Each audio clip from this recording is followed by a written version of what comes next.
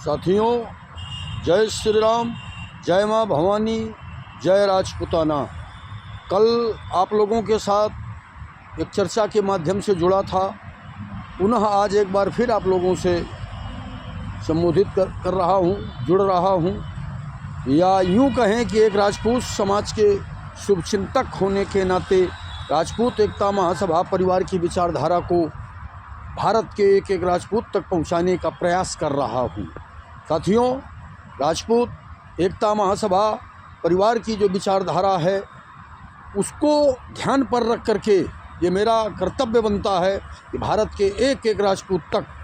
अपनी बात को पहुंचाना, सोए हुए दिलों को जगाना, एक एक राजपूत को एहसास कराना कि आप अपने कर्तव्य बोध को समझें। तो साथियों, आप सभी को अजीत सिंह राठौर का जय श्री राम, जय माँ भवानी, जय राजपूताना। प्रथम बात यह है कि हम राजपूत भाइयों को सबसे पहले जो शुरुआत करनी चाहिए, जो हमारा मेन मोटो होना चाहिए, जो पहला कर्तव्य होना चाहिए हमारे राजपूती धर्म का, वो यहाँ से शुरू होता है कि प्रातः काल उठी रघुनाथा, मातु पिता गुरु ना वही माथा। हमारे मानवता के प्रतीक मर्यादा पुरुषोत्तम भगवान श्री राम का जो प्रथम आचरण है, हम राजपूतों को यहाँ से अपने जीवन की शुरुआत करने की एक मजबूत परंपरा का आदर्श स्थापित करने की आवश्यकता है। अगर हमारा समाज और हमारे समाज के वो तमाम जो संगठन चल रहे हैं, जो संगठन के तमाम प्रमुख लोग हैं, या समाज के जो प्रतिष्ठित संभ्रांत लोगों से मैं निवेदन करता हूं कि हम लोगों को सबसे पहले अपने समाज के सशक्तिकरण के लिए, समाज के उत्थान के लिए, मानव कल्याण के लिए, राष्ट्र निर्माण के लिए, और जो हम लोगों की जद्दोजहद है, लड़ाई है, कि हम मजबूत हों, एकत्रित हों, संगठित हों, ये तमाम जो मुद्दे हम लोग लेकर के आज संपूर्ण भारत के अंदर प्रयास कर रहे हैं, तो हम जहाँ तक समझ पा रहे हैं, इसकी शुरुआत हम सब लोगों को पहले अपने से और फिर अपने घर के बच्चों से, परिवार से, अपने आसपास के लोगों के साथ एक आचरण में व्यवहारिकता का प्रयोग करने की आवश्यकता है, जो हम लोगों के जीवन की पारदर्शिता के साथ समाज को दिखाई पड़े। और मैं समझता हूँ कि हमारी शुरुआत नित्य यहाँ से अगर शुरू हो तो शायद हम लोग बहुत तेज़ी से अपने समाज के कल्याण के मार्ग पर बढ़ सकते हैं। कि प्रातः काल और उठी रघुनाथा, मातु पिता गुरु ना वही माथा। ब्रह्म मुहूर्त में हम जब नींद से बाहर आकर के जीवन के तमाम कार्यों का शुभारंभ करते हैं, तो स्वयं और अपने परिवार के प्रियजनों को एक ये आदत बनाएं कि सबसे पहले इस माँ वसुंधरा को प्रणाम करते हुए अपने संसार में जन्म देने वाले माता पिता और अपने जीवन को व्यवहारिकता में लाने वाले गुरु, इनका प्रथम चरण स्पर्श करके ही अपने जीवन की तमाम चीज़ों की शुरुआत करें, तो हमें लगता है परमात्मा श्री राम का प्रताप और आशीर्वाद हम राजपूतों के साथ सदैव बना रहेगा, क्योंकि हमारा जन्म ही संस्कार के संरक्षण के लिए हुआ है। और जब हम शाम को सूर्यास्त के बाद अपने अपने घर में लौटते हैं और अपने अपने परिवार के बीच पे रह करके शाम को जब निंद्रा की अवस्था पर बिस्तरों पर जाते हैं, तो एक बात हम लोगों को जरूर ध्यान रखने की आवश्यकता है। अगर ये दो चीज़ें हमारे जीवन में अक्षरशः एक्सेप्ट हो जाएं, तो आज भी हमारा राजपूत समाज सशक्त और ताकतवर, समृद्ध और शक्तिशाली हो सकता है। अंतिम शाम को जो याद करने की बात है वो ये है कि प्रभु को प्रणाम करते हुए कि सिय राम मैं सब जग जानी, और करहूँ प्रणाम जोर जुग पानी। अगर हमारे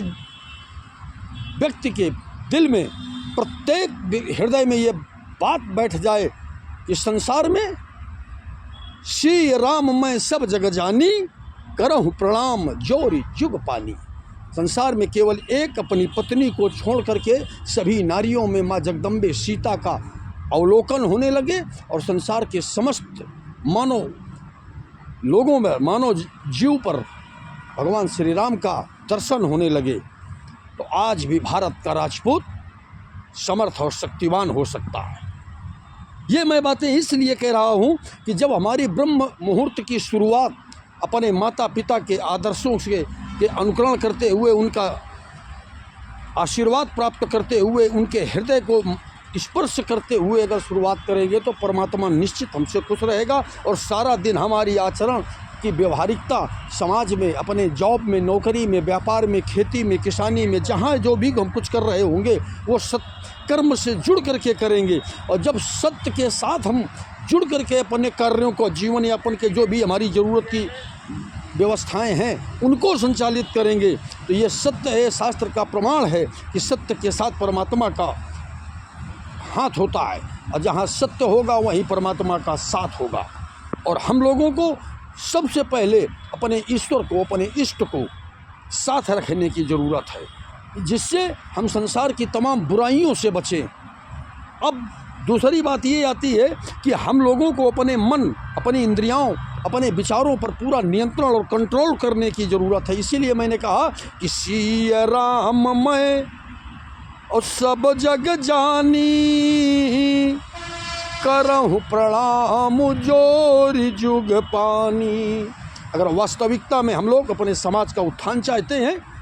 मजबूत चाहते हैं और पूरे भारत ही नहीं विश्व में अगर सर उठा करके जीने का हम अभिलाषा रखते हैं, तो हमें इन दो चीज़ों का अनुकरण अक्षरशः करना पड़ेगा। और या तो फिर हम धोखा और छलावा और विश्वासघात कर रहे हैं। अब आती है तीसरी बात कि हम सारे लोग तमाम उदाहरण देते हैं कि महाराणा प्रताप के नाती, पीतल से भर दें छाती, पृथ्वीराज चौहान के हम वंशज हैं, परिमाल सिंह चंदेल, दुर्गादास राठौर, आज तमाम अनेकों अपने महापुरुषों के उदाहरण धरती पर समाज के सामने प्रस्तुत करते हैं। मगर मेरे दोस्तों, ज़रा इस पर गंभीरता से विचार तो करें। जिन हमारे नायकों ने, जिन हमारे महापुरुषों ने इस देश की एकता और अखंडता के लिए हंसते हंसते अपने प्राणों का बलिदान दिया, तो किस लिए, किससे लड़े थे? प्रश्न ये उठता है कि आखिर उन लोगों ने अपने जीवन काल में इतने अनवरत जख्म सहते हुए, इतनी वेदनाएं और इतना दर्द सहते हुए और लड़ते रहे, अपने परिवार को खपा दिया, क्यों, किससे? और जिनसे वो लड़े, जिन कारणों से वो लड़े, आज हम और हमारा समाज जरा बारीकी से देखें कहाँ जा रहा है। जिन इन देश की अस्मिता को तार तार करने वाले मुगल आक्रांताओं से पूरे जीवन हमारे पूर्वज लड़ते रहे, आज हमारा समाज उन्हीं मुगल आक्रांताओं के वंशजों के व्यापार को दिन दूना रात चौगुना बढ़ाने के लिए उन्हीं के शरणागत होता जा रहा है। कहने का भावार्थ ये है कि आज हमारा समाज, क्या यही हमारे आहार विचार व्यवहार हैं? आज अगर राजपूत समाज से पूछो तो चाहे वो कार्यक्रम हो, चाहे शादी हो या दैनिक जीवन में घर में मांसाहारी व्यवस्था में आकंठ डूबा जा रहा है। आप लोग विचार करो कि अपने परिश्रम से, अपने धन, व्यापार, नौकरी, खेती, किसानी, छोटी छोटी इंडस्ट्रियों में जॉब करके जो अपने परिवार के लिए धन अर्जन करते हो, वो केवल अपने स्वाद के लिए, अपनी मौज मस्ती के लिए एक महंगी कीमत पर मुर्गा, बकरा, बिरयानी, मछली, मीट, अंडा, इस पर तुम धन खर्च करके अपने धर्म को से पतित हो रहे हो, अपने क्षत्रिय धर्म की मर्यादा का हनन कर रहे हो और धन भी खर्च कर रहे हो और अपने शत्रु मुगल आक्रांताओं के वंशजों को सामर्थ्य और शक्ति भी प्रदान कर रहे हो। ये विचार का विषय है हमारे राजपूत समाज के लिए। इससे जब हट करके हम देखते हैं तो दूसरा जो सबसे बड़ा कारण है हमारे राजपूत समाज के बर्बाद होने का, अगर वास्तविकता में सब लोग चाहते हो कि राजपूत एक समाज संगठित हो, ताकतवर हो और अपनी सभ्यता का सिरमौर बने, तो सब लोगों को इस अभियान पर काम करना पड़ेगा, सबको निर्णय करना पड़ेगा, समाज के एक एक व्यक्ति को प्रतिज्ञाबद्ध होना पड़ेगा। ये जो हमारे समाज के लोग सूर्यास्त ठाकुर मस्त की जो ये लोग उदाहरण दे रहे हैं, करे भाई सूर्यास्त ठाकुर मस्त, ये कौन सी सभ्यता है हमारी, ये कौन सा कल्चर है, कौन से हमारे शास्त्रों में ये दिया गया है कि शाम को ठाकुर मस्त हो जाएगा। माना कि अगर ईश्वर ने आपको धन दिया है, माना कि आप धन वैभव ऐशो आराम से युक्त हैं, तो इसका मतलब ये नहीं है कि आप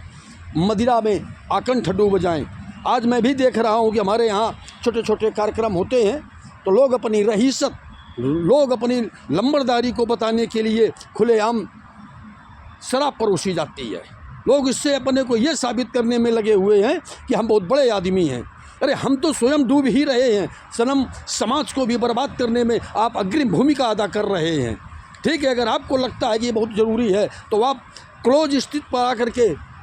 अपने निजी जीवन पर आप इनका इस्तेमाल करें, लेकिन सार्वजनिक जीवन में, समाज में इसका कितना दुष्प्रभाव पड़ रहा है। हमारे समाज के युवा बर्बाद हो रहे हैं, धन वैभव संपत्ति सारी नष्ट हो रही है,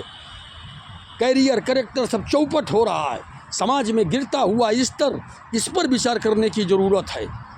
केवल किसी संगठन का प्रमुख बन जाना, केवल राजनीति करने के लिए, केवल समाज का ठेकेदार बनने के लिए अगर केवल हमको संगठन चलाना है या संगठनों के मठाधीश बन करके केवल अपनी ये दिखाना है कि नहीं हम बहुत कुछ हैं, तो इससे मुझे नहीं लगता है कि समाज का किंचित मात्र भी भला हो सकता है। अगर वास्तविकता में समाज का हित चाहते हो तो सबको, एक एक व्यक्ति को इन चीज़ों पर सख्ती के साथ अमल करने की ज़रूरत है, सख्ती के साथ अपने अपने परिवारों को नियंत्रण करने की ज़रूरत है, सख्ती के साथ अपने आचरणों की व्यवहारिकता में एक बड़ा बदलाव करने के अभियान चलाने की ज़रूरत है। बातों से केवल काम नहीं चलेगा, बहुत कुछ चीज़ें ऐसी हैं जिन पर हमें नियंत्रण करने की ज़रूरत है। आज हम शिक्षा में अन्य लोगों के बिल्कुल पीछे खड़े हैं। आज हम आय की दायरा अगर देखा जाए तो हम लोग इनकम के मामले में बिल्कुल पीछे खड़े हैं। प्रॉपर्टियाँ, रियासतें हम लोगों की सब खत्म हो चुकी, ज़मीनें बहुत न की स्तर पर हमारे समाज के पास रह गई हैं। वो कहने का एक अलग बात है कि कुछ किसी क्षेत्र में माना कि कुछ लोगों के पास ज़मीनें होंगी, मगर अगर प्रशीमन करके देखा जाए तो आज हमारा समाज इनकम के मामले में बहुत पीछे खड़ा है। उसका कारण जानने की ज़रूरत है। आज हमारा समाज एक माइंड सेट करके बैठा है कि लड़का हाई स्कूल कर रहा है, BA BSc कुछ कर लेगा, कहीं नौकरी मिल जाएगी। गवर्नमेंट नौकरियां मिलने से हमारे समाज को वंचित कर दिया गया। ये तो कभी हमें आपको मिलेगी नहीं, इत्तेफाक से किसी को फौज पुलिस की मिल जाए तो ठीक है, बाकी नौकरियां हमारे हक से छीन ली गई हैं। अब दूसरा हमारे पास क्या रास्ता बचता है कि जब प्राइवेट सेक्टर में, बड़े बड़े शहरों में जा कर के लोग छोटी छोटी इंडस्ट्रियों में जॉब करके अपना जीवन यापन कर रहे हैं। आज सबसे पहला जो दुर्भाग्य, हम लोगों को समय के साथ अपने विचारों में समझौता करना पड़ेगा, बदलाव लाना पड़ेगा। हाथों के द्वारा जो एक हुनर पैदा होना चाहिए, टेक्निकल एक गुण अपने अंदर होना चाहिए, जिससे कि हम इस आधुनिक युग में लाखों करोड़ों रुपए कमा सकता है। हमें अपनी झूठी लंबरदारी से बाहर आना पड़ेगा, हमें अपनी तमाम इन जो फिजूल की चीज़ें हैं इससे बचना पड़ेगा, तब हम अपने परिवार को सशक्त और सुदृढ़ कर पाएंगे। केवल बातों से कुछ नहीं होगा भाइयों। अगर आप लोग सोच रहे हो कि केवल झूठी लंबरदारी करके हम बहुत बड़े शहंशाह हिंद बन जाएंगे, तो ये ख्वाब है। वास्तविकता ये है कि हम सबको कमाने की तरफ बढ़ना पड़ेगा, व्यसनों से बचना पड़ेगा, बेविचार से बचना पड़ेगा, दुराचार से बचना पड़ेगा, इस देश की गंदी पॉलिटिक्स से बचना पड़ेगा।